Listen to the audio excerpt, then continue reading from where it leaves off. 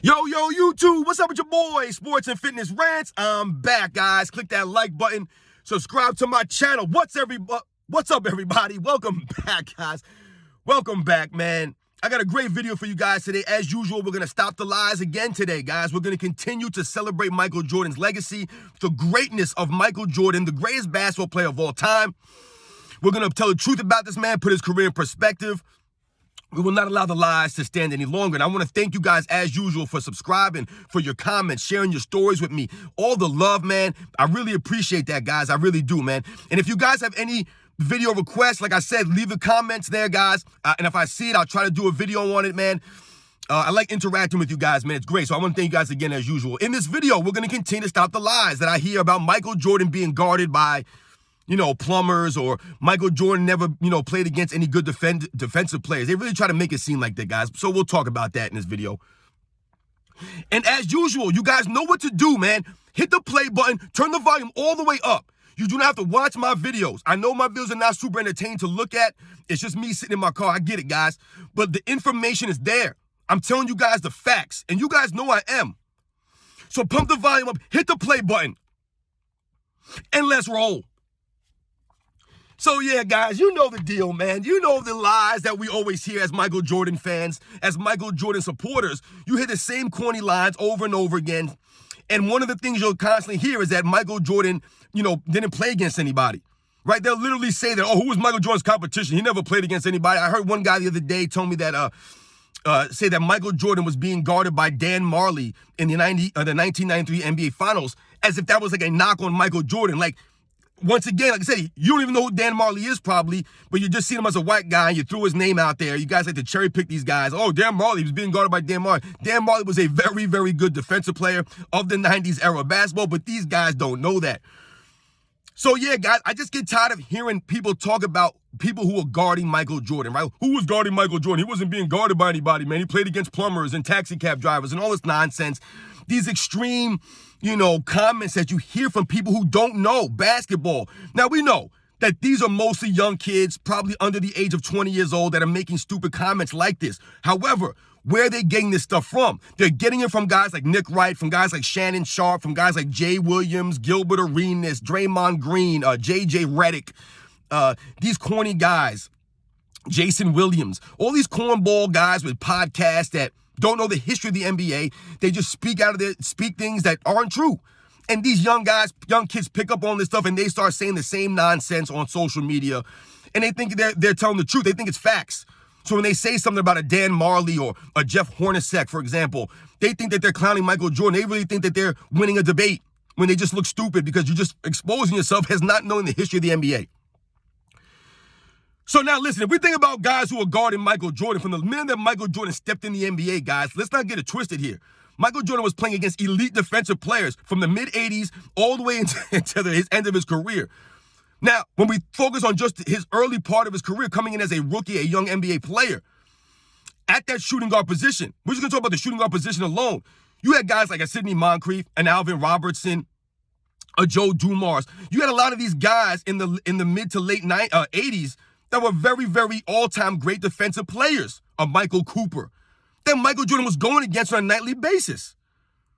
I mean, when people talk about the Detroit Pistons, right, and they talk about the Jordan rules and they talk about all this stuff, what they really forget to mention is that Joe Dumars is one of the greatest defensive shooting guards in the history of the game. One of the greatest. Now, maybe you guys don't know that because you don't know who Joe Dumars is, because you don't know the history of the NBA. You didn't do your homework. But go watch film and go check it out. Joe Dumars was an excellent wing defender. Like I said, one of the greatest defensive players of that era at that position. But we also have to think about Dennis Rodman, guys. A lot of people forget that Dennis Rodman was guarding Michael Jordan a lot of times during those Bulls, runs against the Pistons. Michael Jordan was being double-teamed, triple-teamed. Joe Dumars, Isaiah Thomas, Dennis Rodman, Bill Laimbeer. These guys were all over Michael Jordan. So people try to make it seem like Michael Jordan wasn't going against anybody. I don't understand that. When you think about the Milwaukee Bucks at the Chicago Bulls playing the first round of the 1985 playoffs, they lost 3-1. The Milwaukee Bucks were one of the best defensive teams in the league that year because they had a guy like a Sidney Moncrief. You had a guy like a Paul Pressey. You had some of these guys on that team, man. These guys were good, man. They were really good defensive players.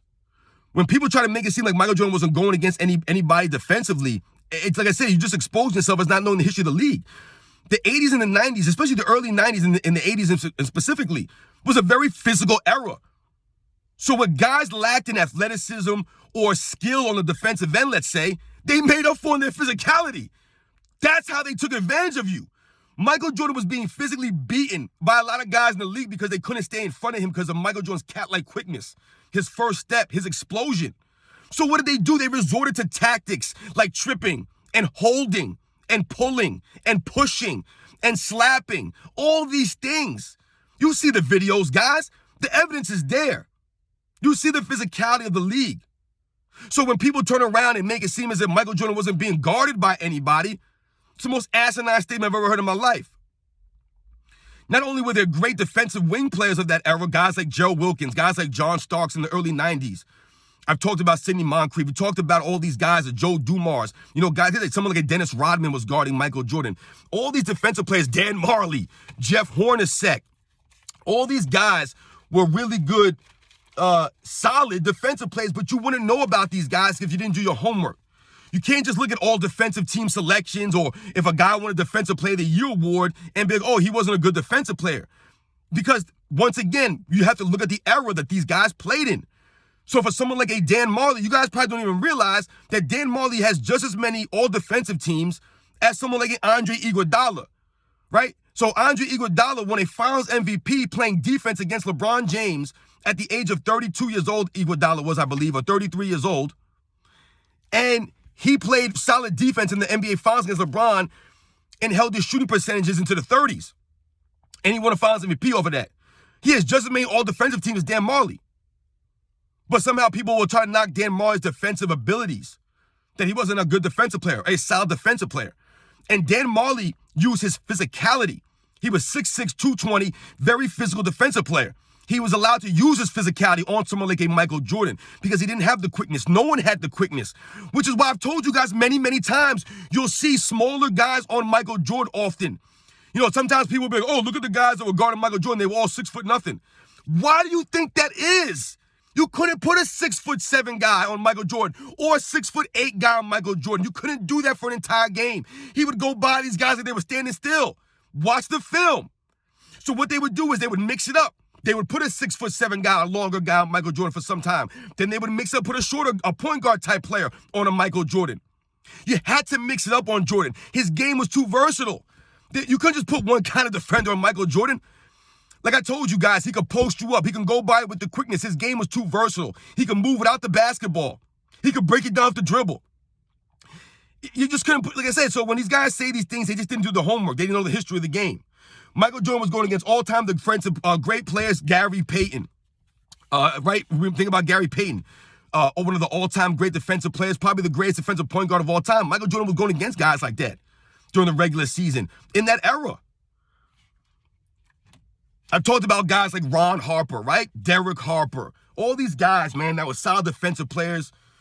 Clyde Drexler, Reggie Lewis, man. I mean, I've done videos on this, guys, about the great defensive wings of the 90s. I did a video, 30-plus minute video on this. The facts are there.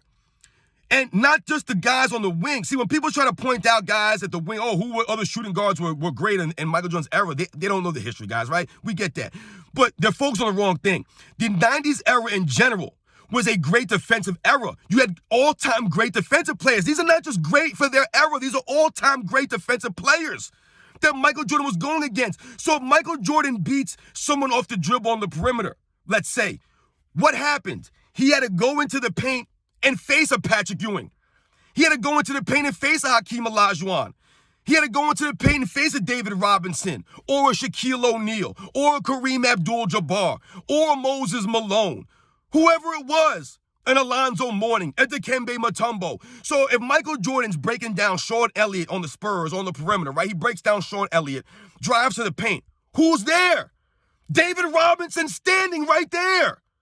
These guys weren't hanging out on the three-point line. They clogged the paint up. They stood there, and they put their arms on you. They put their elbows into you. All of that stuff, man.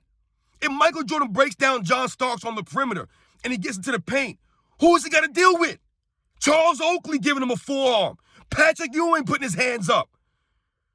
I don't understand what people are talking about when they try to make it seem as if Michael Jordan could break his man off the dribble on the perimeter and then he had an easy layup or a dunk. Look at the videos. Michael Jordan dunking on some legit 7-foot guys. Taking slaps in the face, kicking punches in the chest, taking elbows. All of these things, man. Michael Jordan breaks down Joe Dumars, drives to the paint. Who's there? Dennis Rodman, Bill Laimbeer, James Edwards. All these guys waiting to pound Michael Jordan. This is the era he played in. That's how it was.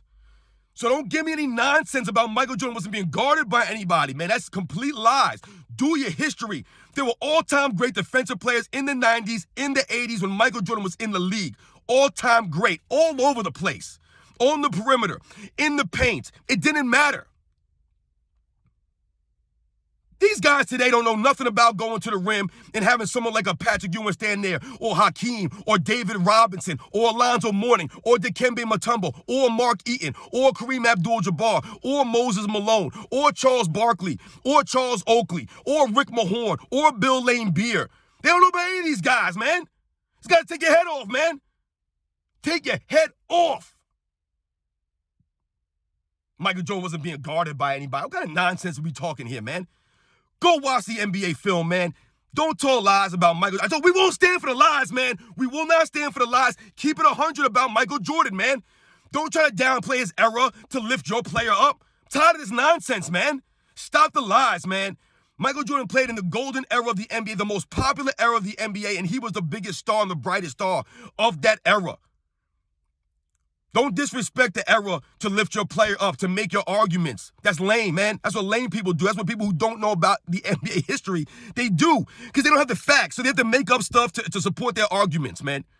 Michael Jordan was out there being guarded by great defensive players that gave effort. Another aspect that you cannot put into stats or measure is the effort of these guys playing defense.